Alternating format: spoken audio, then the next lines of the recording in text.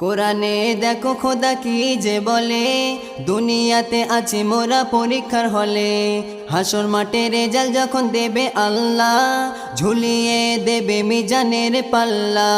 নেকি গোনা সেথায় যখন করিবে ওজন, আপন হবে না কোনো আত্মীয় স্বজন।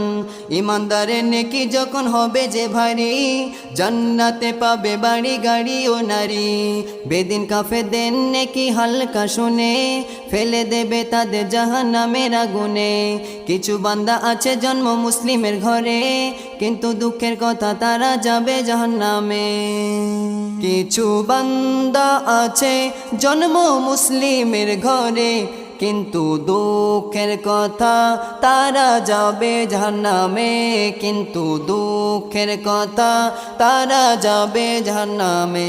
কিছু বান্দা আছে জন্ম মুসলিমের ঘরে, কিন্তু দুঃখের কথা তারা যাবে জাহান্নামে।